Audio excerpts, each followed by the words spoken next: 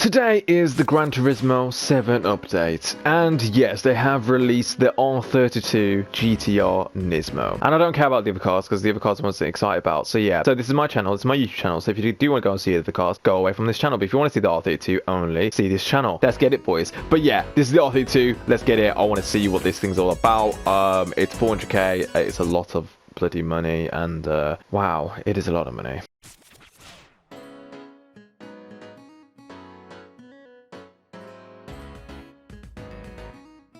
So here is the whole setup for the R32 GTR NISMO 1990. So yeah, so here it is. This is just fully standard, by the way. So yeah, this is what I'm going to be driving and just reviewing overall. So yeah, this is what the game set up for me, and that is it. It looks rapid, boys, with PP of 752, brake horsepower is 832, as well as the weight is 1148, which is impressive. We can't get, sadly, a stage 4 or a stage 5, but I wish we could with the R32. However, though, we can't. But this is a these are pretty decent stats for the R32 NISMO, by the way. So yeah, this is a NISMO, and it just, yeah, like, let's not forget about this. So I want to see what this can do, because this thing is, it reminds me a little bit already, just by stats. It reminds me a little bit of my R32 NISMO GTR. So yeah, but anyway, let's get straight into it.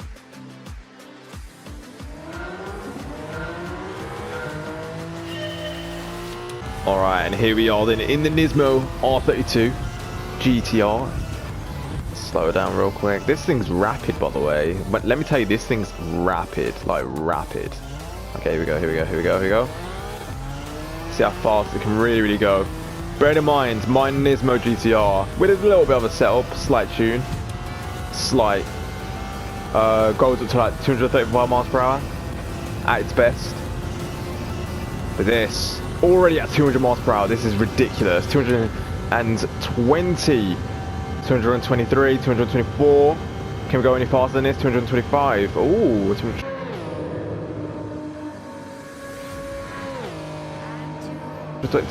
Yo, this is actually, for a standard setup, no tuning, just fully upgraded, this is ridiculous. 229. Can we go faster? 230. Oh my god, oh my god, oh my god. Okay. Nice. The braking is impeccable. Maybe my timing was impeccable as well, but still.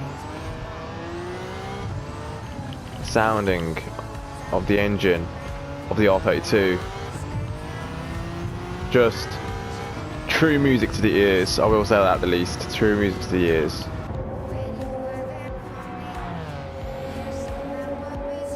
It really does instantly like respond to you. I'll just say the steering won't though. I've even got steering adapters on this. Maybe might need to do a little bit of work when it comes to the setup, but just a slight tune would do. I feel like, to me, our GTRs are very hard to tune. Well, some of them anyway. Some of them maybe not so much, but if you know about tuning, you can make this into the ultimate beast. This is actually sick.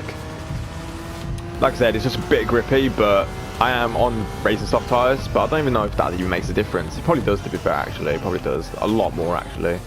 So, yeah. Ooh, I like that low RPM and back on the gas. Just absolutely. And going to Affinity and beyond. This is ridiculous. And we're already at 200 miles per hour before we even made it near the end of that slope. That's actually just incredible. This car is incredible. It really is. Like, literally. Oh my god. Actually really sick.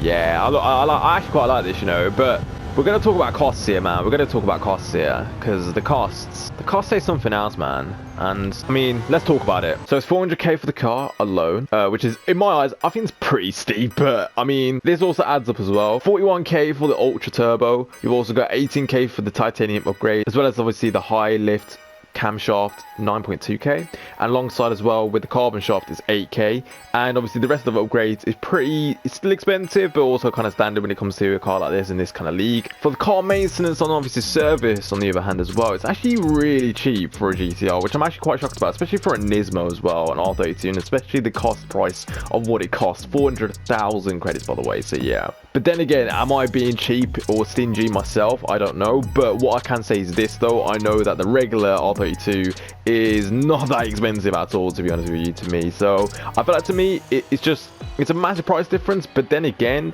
is the upgrades that much of a difference as well? Because all I know is that even if you do upgrade it, like pretty much to fully max, but obviously not with ultra parts, I think it's around about 700 horsepower the R32 goes at, because I've seen before from another player. However, though, I feel like, to me, with 800 horsepower, well, with an extra 100 horsepower, and I think maybe even less weight, the Nismo just beats it. And even then as well, I mean, let's talk about the Nismo real quick, because the Nismo R32 is actually just an amazing car on the track. I will say that at least as well. It's actually very responsive. It's very quick. It reminds me a little bit of my R35 and Nismo GTR, fun fact. So yeah, I've actually pretty much nearly fully upgraded that, if anything, but it's not far off from that. So if you do like both cars and you actually prefer much of the old generation like the R32, then the R32 actually could be you. Like, it literally could be for you, because honestly, this car is not that bad, to be honest with you. Especially if, like, I was expecting for it to not really have much of an impact, but it's actually not that bad of a car, boys. It is expensive, though. I will say that, though. For the start price it is very, very expensive. It might go cheaper, it might not, but this is today's price anyway, so it's 400k. Absolutely floors the track, if anything, as well.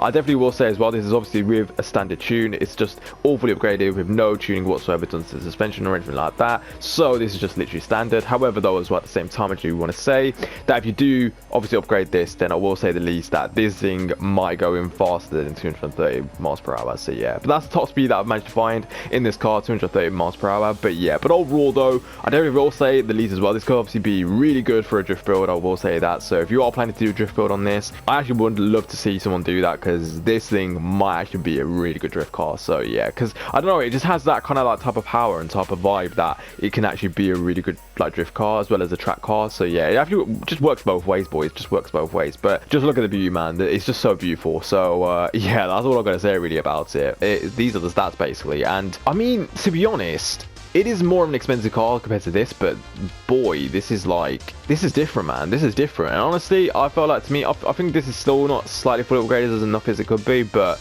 yeah, I think these are only missing the titanium as well as one other thing, but that's about it. But overall, though, like, the stats on these are just crazy. But yeah, I really like the R32. I might actually keep it, to be honest with you. Actually a really sick car, so yeah. So overall, guys, that's about it for the video. Thank you guys so much for watching the video. If you have enjoyed, please give the video a big fat thumbs up as well. I had to kind of rush this one. I want to make sure I get this one out there. I want to make sure I get this out there for you guys as well, especially. So yeah, because the last update was a little bit late on the Jaguar update. You can go check that video out, by the way. I made a Jaguar XJ 220 a drift car. Yeah, that's right. I made it into a drift car, boys. I slid it around the tracks, everything. You can imagine it all, my friends. You can imagine it all. So yeah, so go check out that video as well. And yeah, that's about it from your boy McExige. I have nothing else to say other than the R32 is amazing, but for 400k it's a little bit steep, but overall it is in GTR, so I'm going to be a little bit lenient towards it. But like I said, just bear in mind it is 400k, but it's not that bad. It's quite responsive, and it does remind me of a little bit of my beloved R35 Nismo GTR. So yeah, but overall, thank you guys for watching.